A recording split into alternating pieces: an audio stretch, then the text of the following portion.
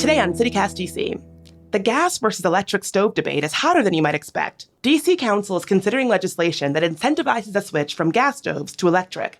Now, it's a common attitude among serious foodies that gas stoves are just better, but not if you ask Rob Rubba, chef at Oyster Oyster. And he would know because he just won a James Beard Award, one of the highest honors a chef can earn. He explains why in his kitchen, it's electric.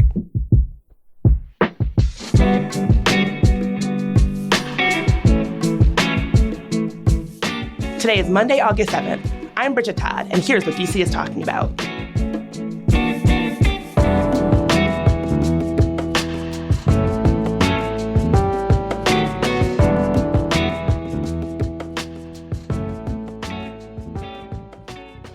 Rob, you are an award-winning chef, but you use electric stoves. If you can see behind me in my apartment, there is an electric stove right behind me as I'm recording this.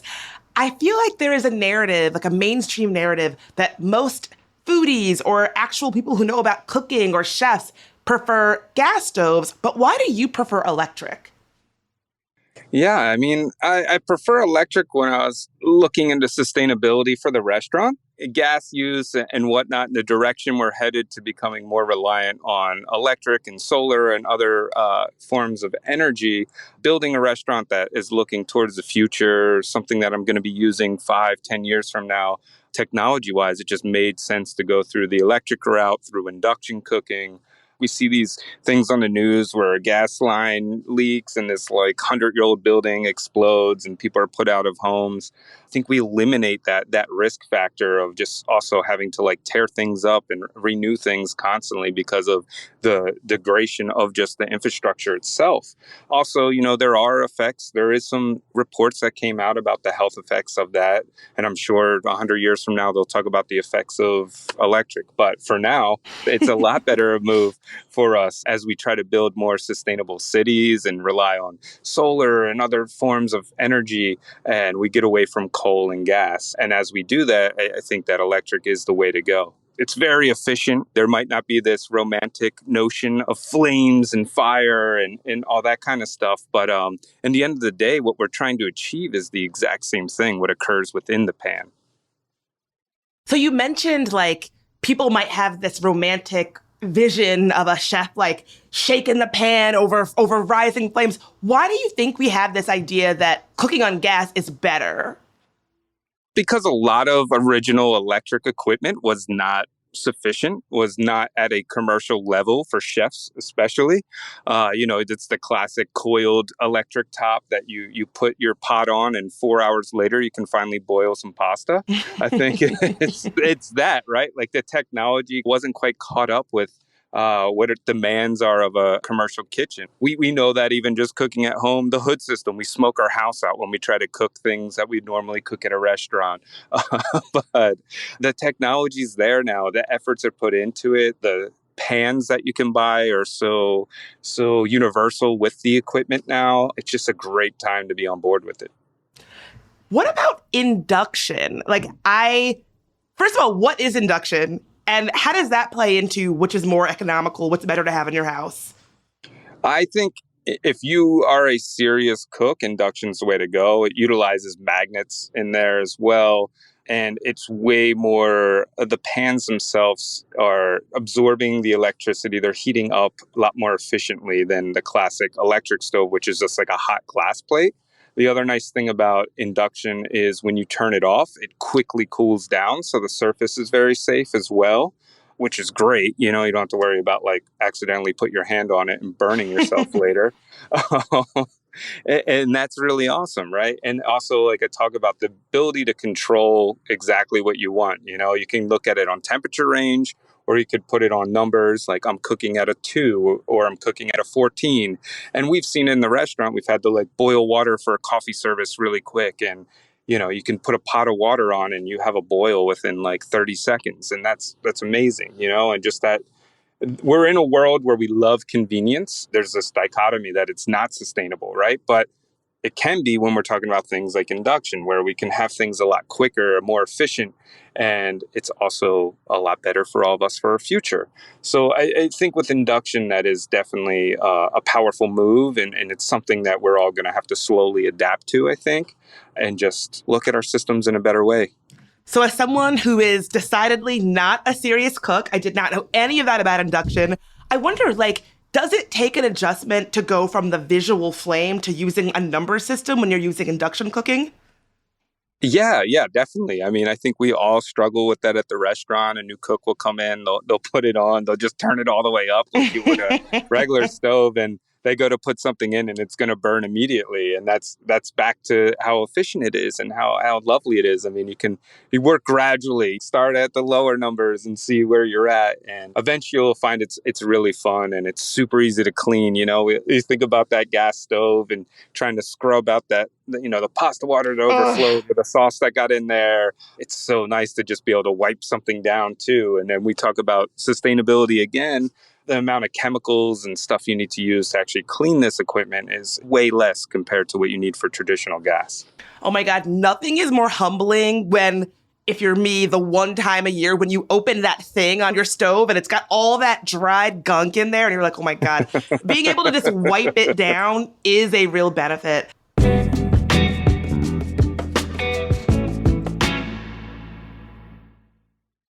Mike, a little birdie told me that somebody recently had a birthday. It is true. Although I thought you were going to say John Riggins and Barack Obama, both of whom share my birthday. That's a good list of people to share birthdays with. So you, Barack Obama, and CityCast DC all have similar, if not the same, birthdays. Right. So, and we are celebrating the CityCast anniversary, doing something live. On August 28th, we are both going to be there for a live anniversary taping and party.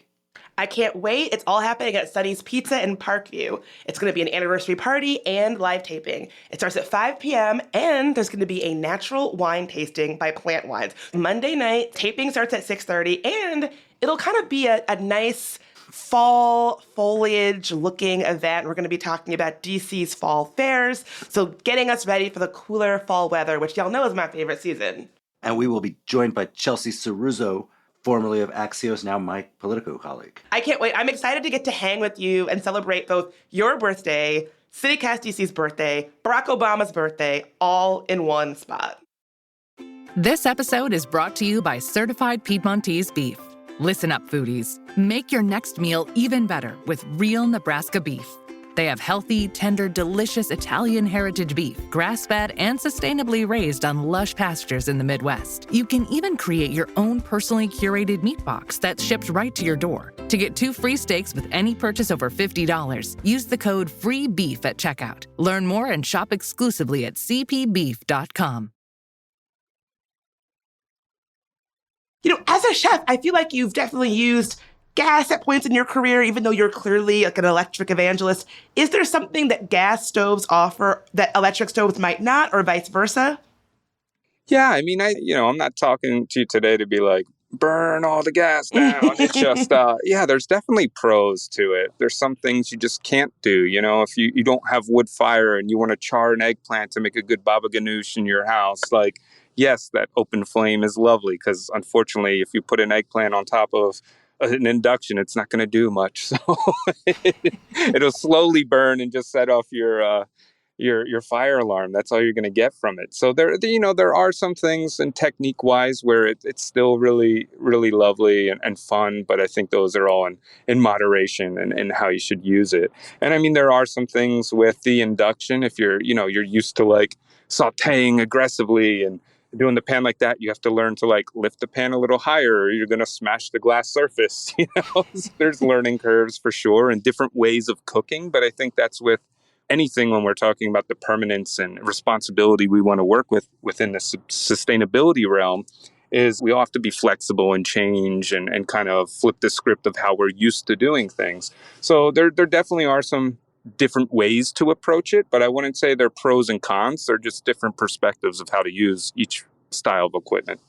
You mentioned earlier about charring vegetables like eggplants.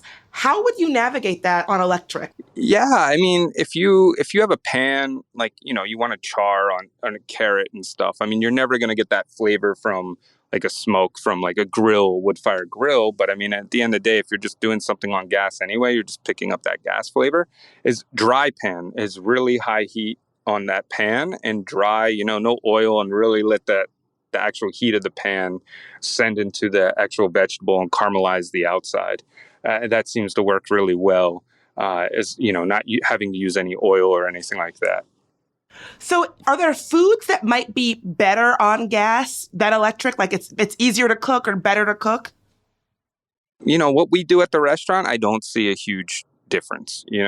Obviously a giant stock pot of sauce is going to take a few more minutes longer on the induction than it is at that volume than it would be throwing it on top of like a traditional French top that's been ripping for 8 hours and you have this hot cast iron plate ready to go. But there's, we've seen that. We're talking about like just induction or electric in general. I mean, they've come out with some fantastic electric griddles and planchas that are out there that sear just as good as any gassed one would be on the surface too. So like I said earlier, I think the technology is catching up where 10 years ago, if we were having this conversation, I would say that gas would still be winning. But I think we're finally in a place where the technology is there that electric and induction is definitely on par with anything that's gas. What do you think is the future of electric stoves here in DC? I have no idea, to be honest with you. I would love to see any new buildings being built to put that on to, the developers and stuff to think like that. I know a few friends who've have new buildings. I've been in there and they do have electric already. So that's really nice to see that. I think they're ahead of that. A lot of them like that rating to be a more sustainable building. But the thing is, DC, the government, that everybody has to step in and help. We cannot expect an individual to put out the money to switch this over. If we want this kind of change, it has to come from higher up. It has to be supported, and you have to really think about the people who are not as fortunate to just go out and buy a new stove system and get all the electricians in and stuff. So it's probably going to be a long path, but it's something that needs to be supported from above and give people an opportunity to do it and do it without hurting their own pockets, because we have to think about the grand scheme of we're trying to help society move forward. So we have to all work together with that. Like I said, it's not the answer for everyone. I just think it's a good direction to start heading. It might not be the end all for everyone, but I think it's something we can look forward to seeing a lot more of in the future. Rob Rubba, chef at Oyster Oyster, one of my favorite restaurants. If I listed all of the awards that you've won, you would be here all day. Thank you so much for being here. Oh, thank you. It was a real pleasure.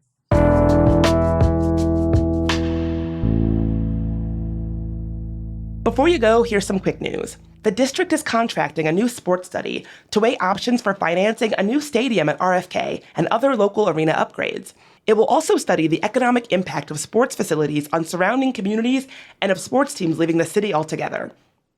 Also, Virginia's annual sales tax holiday probably won't happen this year. Why? Well, lawmakers just simply forgot about it. Since 2015, the Virginia General Assembly has given a break on sales tax for school supplies and clothing for 3 days starting the first Friday in August. However, this year, lawmakers said they were too busy focusing on the currently stalled state budget. And finally, if you're trying to rent in DC, watch out, because scammers are pretending to be landlords or property managers and posting fake property ads. The scammers request application fees or security deposits, then take the money and run. Don't send any money without seeing the property first, either in person or through a virtual tour.